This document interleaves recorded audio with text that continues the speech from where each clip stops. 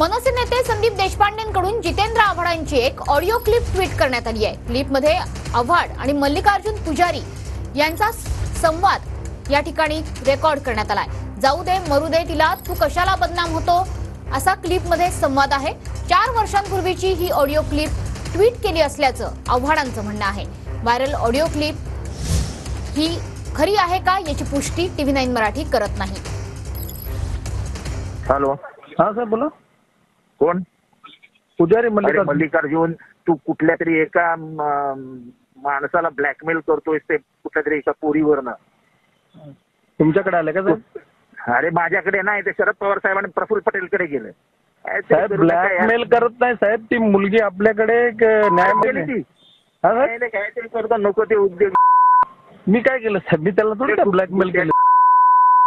मालक येतो समोर। हो साहेब माहिती आहे मला, ती मुलगी आत्महत्या करायला गेली होती म्हणून माझ्याकडे। मरू दे तिला, तू कशाला बदनाम होतो त्याच्यामध्ये? मी काय बदनाम, मी काय त्याला काय बोललो का साहेब? मी काहीच नाही बोललो ना, फक्त तोच मला बोलला की त्या मुलीला समजावा, गुन्हा दाखल करू देऊ नका। बोला मी काय समजवणार बाबा, तुझं काय असेल तर तो येऊन भेटून गेला मला नवी मुंबईमध्ये, बोला मी समजवतो त्या मुलीला। ब्लॅकमेलचं काय विषय? त्याच्यामध्ये पडू नको, त्याला सांग तुझं तू बस। ठीक आहे साहेब।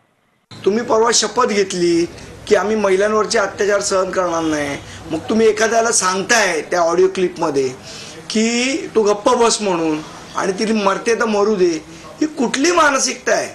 आणि मला असं वाटतं या प्रकरणाची संपूर्ण चौकशी झाली पाहिजे की हा कोण मल्लिकार्जुन पुजारी आहे ज्याच्याशी जितेंद्र आव्हाड बोलत आहेत त्या ऑडिओ क्लिपमध्ये, आणि तो त्याला का गप्प बसायला सांगतोय, आणि त्याच्यामध्ये मोठ्या मोठ्या लोकांची नावं इन्व्हॉल्ड आहेत। मला असं वाटतं या संपूर्ण प्रकरणाची चौकशी ही गृह विभागाने केली पाहिजे, त्याच्यासाठी SIT लावली पाहिजे।